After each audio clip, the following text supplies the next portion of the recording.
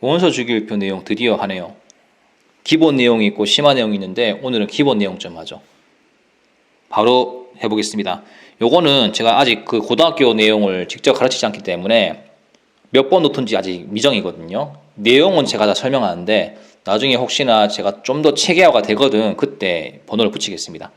여러분은 내용에만 집중하시면 됩니다. 자, 첫 번째 문제. 1주기 원소는 여기 2주기, 3주기, 4주기 여기 말하지 그지? 그럼 두 개밖에 없지 않나? 수소하고 헬륨. 됐죠? 껍질이 한 개인 녀석들. 나머지는 다 틀렸습니다. 다음에 1조 원소는 여기 세로 줄이죠. 원자과 전자라고 그 제일 마지막에 삐져나온 전자가 한 개인 녀석들이 집합이거든요. 화학적 성질이 다 비슷해요. 그러면 누구 있냐? 수소 틀렸고, 네온 틀렸고, 리튬 틀렸고. 왜 네온이 두 개 있지? 오타, 나트륨 틀렸고, 칼륨. 요 네 가지가 되겠죠. 그죠? 요게 1조 원소들. 그럼 2조 원소는 뭐가 있냐? 베릴륨, 마그네슘, 칼슘이 되겠죠. 그죠? 자, 다음 문제 3번부터 이거 6번 아니다. 10번까지는 과학자에 대한 내용입니다. 한번 살펴보겠습니다. 넷 중에 한 분을 선택하시면 돼요. 문제 3번.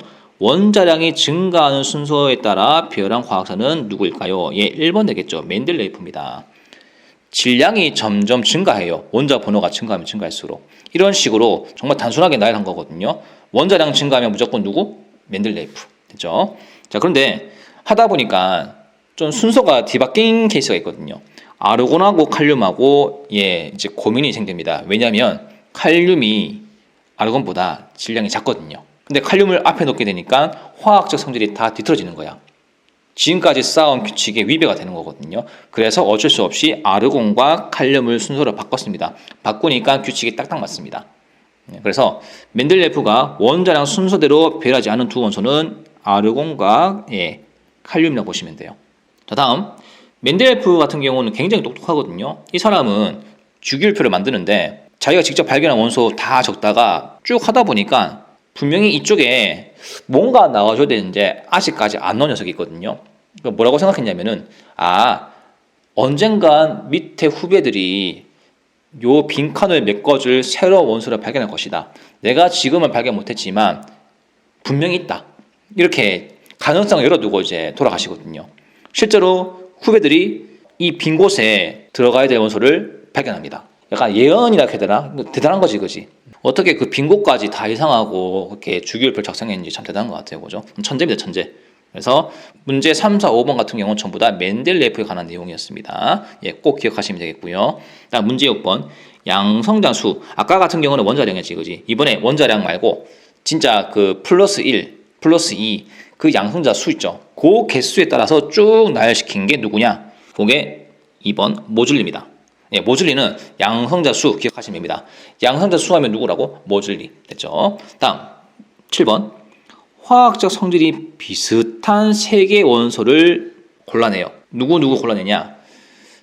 칼슘, 바륨, 스트론튬 요 세 개가 이렇게 나란히 돼 있죠, 그죠? 근데 이제 이 사람이 뭘 이제 발견하냐면요. 칼슘 원자량, 바륨 원자량 알고 얘 중간에 껴 있지. 나는 칼슘하고 바륨 이 원자량 가지고 스트론튬이 원자량이 얼마인지 계산할 수 있다고 하거든요. 뭔 개소리냐 싶지만 계산합니다. 어떻게 계산하냐? 칼슘 원자량이 40.1이고 바륨이 137.3이니까 나누기 2하면 스트론튬 나올 거야 이렇게 얘기하거든요. 뭔 소리고 싶은데 대충 나옵니다. 한 88.7 나오거든요. 이렇게 화학적 성질이 비슷한 녀석이 세 녀석이 있을 때 두 개의 원자량 값을 더해서 나눈 2의 값이 그 녀석의 원자량이다. 약간 억지 부리지 않나 그죠? 그런데 희한하게도 얘들 말고 염소, 브로민, 아이오딘 17조 요 할로젠 원소 있죠. 여기서도 그런 규칙을 발견합니다. 실제로 염소하고 아이오딘 원자량을 합친 다음에 나누기 2하니까 얘가 나와요. 그러니까 우연치고는 참 대단한 거죠. 얘도 되고 얘도 되니까 그 사람이 얘기하기로는 뭐 다른 원소도 다 그렇지 않을까라고 이렇게 던져버리거든요. 그래서 이런 새쌍 원소의 개념을 정립한 사람이 데베라이너입니다. 데베라이너. 자, 데베라이너에 의하면 이 내용 증명했죠. 뿐만 아니고 Cl, 아이오딘 그 사이에 누가 끼어있습니까? Br이죠. 새쌍을 만족하는 기역은 Br이라고 하는 거. 문제 7번부터 9번까지가 결국은 데베라이너에 관한 내용들이고 마지막 문제 10번 같은 경우는 8번째 원소마다 성질이 비슷하다. 이게 옥타브설인데 그거 누가 주장했냐? 류렌즈입니다. 여기 리튬 원자번호 몇 번이에요? 3번이죠. 나트륨 11번이죠. 칼륨 19번이죠. 그럼 3, 11, 19, 4가 8이지. 8개 차이 나잖아, 그지? 그럼 성질이 다 비슷해요. 이게 옥타브살. 됐죠? 자, 지저분하니까 한번 좀 지우고 갈게요.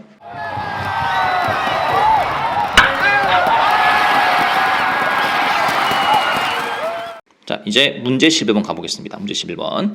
자, 기역을 제외한 모든 비금속 원소는 주기율표 오른쪽에 위치한대요. 비금속 원소는 주기율표 오른쪽. 확인했죠? 주황색. 근데 유일하게 오른쪽이 아닌 게 있습니다. 누가 있나요?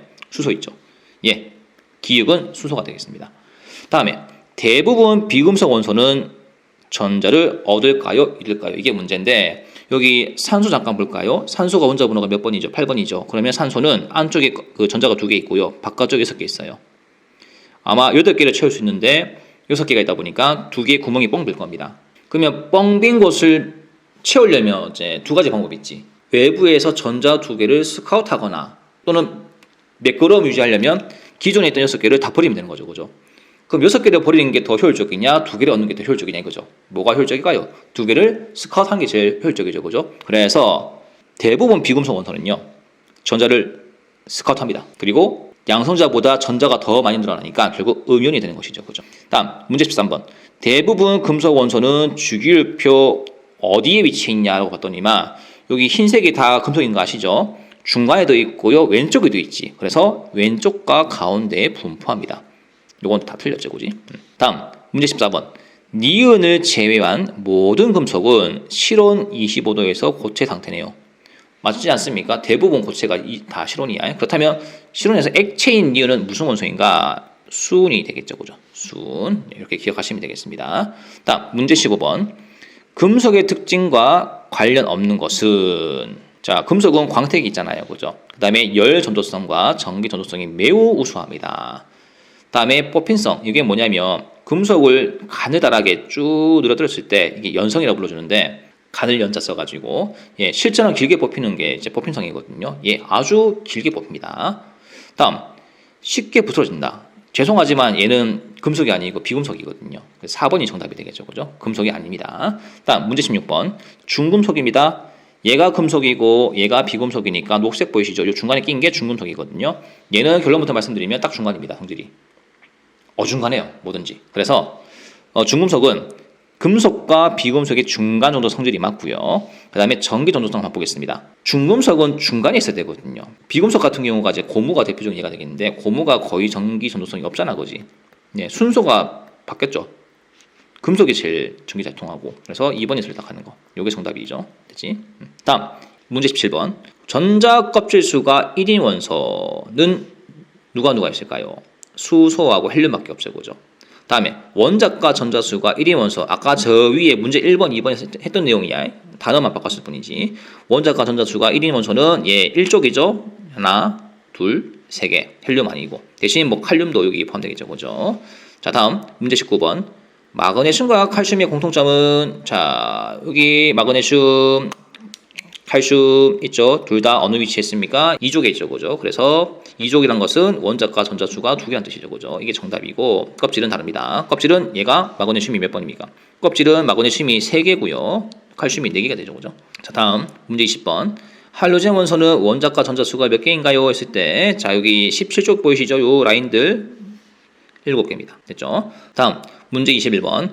알칼리 금속은 물에 녹으면 폭발하잖아, 그지? 뻥 하고 네, 불꽃 튀기면서 그러면서 이제 물에 녹고요. 그 물의 성질은요, 염기성이 됩니다. 이따 외우세요. 다음 문제 22번. 알칼리 금속은 물에 녹으면 이제 특정 기체 나오거든요. 그게 뭐냐면 수소 기체입니다. 폭발하죠, 그죠? 자, 그러면 21번과 22번을 근거로 한번 화학 반응식을 적어보겠습니다. 나트륨, 금속, 물 반응하잖아요. 그러면 수산화 나트륨이 나오고요. 수소가 발생합니다. 개수비를 맞추다 보면 2대 2대 2대 1 나올 겁니다. 됐죠? 염기성의 수소 기체 발생. 됐나? 예, 요식 앞으로 자주 보게 될 겁니다. 외우시면 뭐 장땡이겠죠, 그죠? 자, 다음 문제 24번. 알칼리 금속은 공기 중에 산소랑 반응합니다. 그러니까 물에 안 빠뜨리고 공기 중에만 놔둬도 변화가 일어나거든요. 보겠습니다. 이때 산화물 없습니다. 이때 광택이 되어버리거든요. 자, 그러면 24번을 화학 반응식으로 한번 제가 표시해 보겠습니다. 멀쩡한 금속에다가 산소, 공기 중에 노출시키면 결국은 이런 녀석이 만들어집니다. 리튬을 산소에 갖다 놔 볼게요. 반응하죠. 광택을 잃어버리고 이렇게 됩니다. 이때 리튬 이렇게 적으시면 되겠죠. 자, 다음 문제 26번. 알칼리 금속의 반응성은요, 셋 중에 누가 제일 크냐 했을 때 칼륨이 제일 큽니다. 왜 그런지 그 구체적인 이유를 저 뒤에 가서 설명할게요. 다음에 기본적으로 셋 다 물, 산소와 반응하죠. 반응 크죠. 그래서 얘들은 반응하지 않는 석유에 보관해야 됩니다. 다음에 27번. 할로젠의 끓는 점 또는 녹는 점은 누가 제일 크냐 이거죠. 일단 기본적으로 이 녀석들은 이제 서로 이렇게 같이 기체 형태로 존재하거든요. 아요딘은 고체고요. 플로린은 기체입니다. 뭐든지 얘가 제일 대빵입니다. 제일 커요. 제일 많은 에너지를 줘야, 제일 많은 열을 가해야 그나마 이제 변신하거든요. 그래서 끓는 점과 녹는 점은 누가 장땡이냐 이렇게 여러분 표시하면 됩니다. 제일 만만하죠, 그죠? 다음에 할로젠과 수소와의 반응성인데 이때는 수소 기체를 말하는 거야. 플로린 한번 갖고 볼게요. 플로린하고 이 수소랑 이제 반응하면요. 이렇게 뭔가 만들어집니다. 그러면 누가 제일 빨리 이제 반응이 일어나냐 이거죠. 플로린 기체가 제일 반응이 빠릅니다. 자, 이 할로젠 원소의 반응성에 관한 내용은요, 화원인가 화투인가 거기 또 나오거든요. 왜 그런지 구체적인 이유를 이제 거기서 공부하시면 될 것 같아요. 다음 문제 29번. 할로젠의 특징과 관련 없는 거. 자, 할로젠은 금속일까요? 비금속일까요? 비금속이죠. 비금속은요, 이 녀석은요 반드시 금속이랑 반응합니다. 비금속이 아니고 금속과 반응해서 염을 만드는데 이때 말한 염이 뭐냐? 양이온과 음이온을 결과물로 나타낼 수 있는 녀석이죠. 그게 이제 염입니다. 그러니까 할로젠은 금속과 잘 반응한다 하는 거. 그 다음에 전기 전도성. 할로젠은 비금속이죠. 그래서 제일 전도성이 낮죠. 금속이 제일 크고요. 2번은 옳은 말이고요. 1번이 틀린 말이 되겠네요. 그죠? 다음 문제 30번. 탄소는 비금속입니다. 그래서 탄소 덩어리인 다이아몬드가 전기 전도성이 없어요. 근데 예외적으로 흑은 있죠.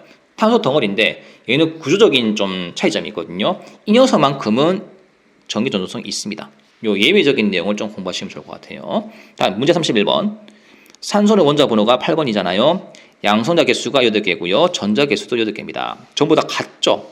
근데 그렇다고 해가지고 원자과 전자가 같냐 이거죠. 산소의 원자과 전자 개수가 바깥쪽에 6개 있죠. 3개는 같지만 얘는 다릅니다. 그래서 밑에 절대 공식. 요 중에서 이 등식을 만족하지 않는 녀석을 한번 찾아보세요. 여기까지는 다 맞죠. 얘가 다르죠, 그죠?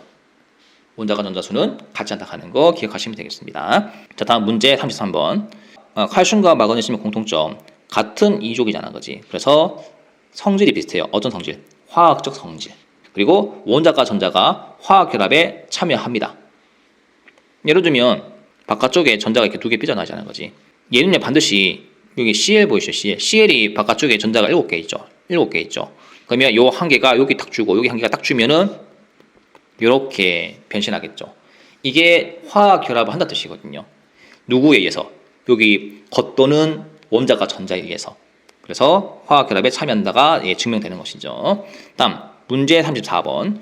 주기율표에서 원자 번호가 증가할수록 원소들의 원자과 전자수가 주기적으로 변합니다. 이게 무슨 얘기냐? 가로축에 보시면 원자 번호 있죠. 오른쪽 갈수록 원자 번호 증가하고 세로축 보면 원자과 전자수가 점점 증가했다가 떨어졌다가 또 증가했다가 떨어지죠. 반복적으로 뭔가 특징이 있지, 그지? 그래서 그 내용이 바로 여기 말하는 문제 34번 내용이에요. 원자 번호가 증가할수록 화학 증가했다가 떨어지고 화학 증가했다가 떨어지고 주기적으로 변한다는 뜻입니다. 그치? 요게 그 시험이 딱 나오면요. 이 말이 맞는 얘기인가 헷갈릴 때가 있단 말이야. 그래서 요거를 한번 좀 기억하시면 좋을 것 같습니다. 다음에 문제 35번. 플로린과 염소는요. 원자과 전자수가 같습니다. 7개로. 그런데 양성자수는 9개, 7개. 다르죠. 그리고 또 뭐가 다르냐? 전자 껍질 수가 얘 몇 개예요? 2개죠. 염소는 3개죠. 다르죠. 뭐가 같고 뭐가 다른지를 구분하라는 이제 문제입니다. 다음 문제 36번. 할로젠 원소는 비금속 원소 중에서 반응성이 큰 편입니다. 마이웨이가 아니에요. 불안정하다 보니까 반드시 누군가랑 이제 합체되거든요. 그래서 주로 다른 원소와 결합한 형태로 존재합니다. 뭐 HF라든지 HCl 같은 거 보시죠, 여러분들. 또는 뭐 CaCl2 뭐 이런 것들 전부 다 예, 친구랑 결합한 형태 아닙니까, 그죠? 다음에 문제 37번. 리튬 잘라가지고 물에 집어넣으면 돼요. 폭발. 페놀프탈레인은 염기성에 반응하니까 붉은색이고, 그다음에 리튬의 불꽃 색깔이 뭡니까? 빨강색이죠. 네, 이걸 기억하시면 되겠고, 다음에 자 이제 두 문제 남았는데, 요 녀석은 누굽니까? 칼륨 원소죠. 얘가 나트륨이고 얘가 이제 리튬이거든요. 그러면 특징이 있어요. 요 세 개를요 물에 이제 집어넣을 겁니다, 각각. 그러면 가장 격렬하게 수소 기체를 발생시킨 게 누구냐 이거죠. 요게 칼륨입니다. 성냥불 갖다 대면 수소 기체가 발생하다 보니까 펑 소리 나죠. 그런데 문제는 왜 셋 중에 얘가 그렇게 격렬하게 반응하냐죠, 칼륨이. 과학적인 근거가 있습니다. 한번 보겠습니다. 오죽했으면 제가 빨간색으로 표시했겠습니까? 그만큼 중요합니다. 왜 리튬보다 칼륨이 반응성이 크냐? 리튬의 그 원자가 전자 있죠. 여기 이거 한 개. 얘하고요. 칼륨의 원자가 전자 얘 있죠. 두 개가 공통적으로 한 개라는 걸 알겠는데, 근데 좀 차이점이 있습니다. 두께를 보세요. 원자 핵과 그 거리 있죠. 가깝죠. 멀죠. 맞죠? 얘는 원자 핵이 플러스죠. 얘는 마이너스죠. 플러스와 마이너스가 존재하면 반드시 이 사이에 무슨 힘이 작용합니까? 청력? 아니죠. 인력이죠. 잡아당기는 힘이 분명히 있을 거란 말이야. 맞지? 그런데 거리가 멀다 보니까 이 잡아당기는 힘이 강할까요? 약하잖아. 그래서 인력이 약하구나. 칼륨 원자가 뭐니까. 근데 조금 유식한 말로 이제 좀 데코레이션 하자면요, 이 인력이 그냥 이름이 아니고요, 정정기적 인력이라고 불러줍니다. 플러스 마이너스니까. 됐나? 이 힘이 약하다 보니까 당연히 이 전자가 쉽게 떨어져 나가는 것이죠. 자, 지금 제가 설명했던 거를 파란 박스로 한번 제가 요약해 봤습니다. 1번, 2번, 3번은 같은 뜻이거든요. 한번 보겠습니다. 즉 알카리 금속 원자 번호가 커지면 커질수록, 여기 칼륨 말하지, 반응성이 크다라고 말할 수 있는 것이고요. 정정기적 인력이 약하다고 할 수 있는 겁니다. 거리가 멀어지니까. 그리고 이거를 다시 다른 말로 하면요, 원자과 전자가 잘 떨어져 나간다라고 설명할 수 있는 것이죠. 그렇지? 이 파란색 박스는 시험 문제에 자주 등장하거든요. 그래서 이 내용을 좀 숙지하시면 좋을 것 같습니다. 자, 이렇게 하고 나면 원소 주기율표 기초 내용이 다 끝나고요. 제가 혹시나 시간이 되면은 원소 주기율표 심화 버전을 제가 설명하겠습니다. 자, 오늘 내용 여기까지 할게요. 수고했습니다.